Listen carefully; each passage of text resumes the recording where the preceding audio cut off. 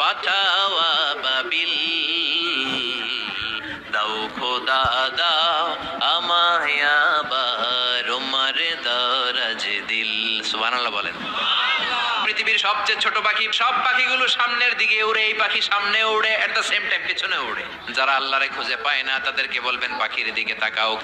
আওয়ালাম ইয়ারাউ ইলাত তায়রি ফাওকাহুম সাফাত ويقبض ما يمسكهن إلا الرحمن إنه بكل شيء بصير। নাস্তিকগুলো কি আমার পাখিগুলোর দিকে তাকায় না? সুবহানাল্লাহ। এই যে পাখিগুলো থাকে ফাওকাহুম সাফাতিন, পাখিগুলো কেমনি ডানা মেলে উড়ে বেড়ায়, আবার নামার সময় ডানা গোটায়, ডানা ঝাপটায়, কেমন করে পাখিগুলো উড়ে। শূন্যের মধ্যে পাখিগুলো কেমন করে উড়ন্ত থাকে, এই পাখিগুলোরে শূন্যে ধরে রাখলো কে? কেউ ওদেরকে শিখায় নাই, শিখিয়েছে আল্লাহ। আল্লাহ বললেন পাখির দিকে তাকাও। আওয়ালাম ইয়ারাউ ইলাত তায়র, কারণ পাখির মধ্যে নিদর্শন আছে না নাই?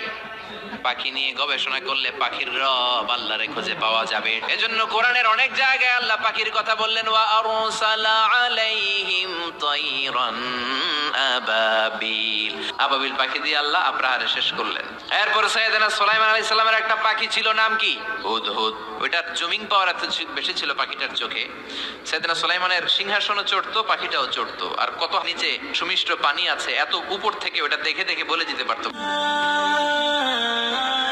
Be a part of our vision to listen and share the faith.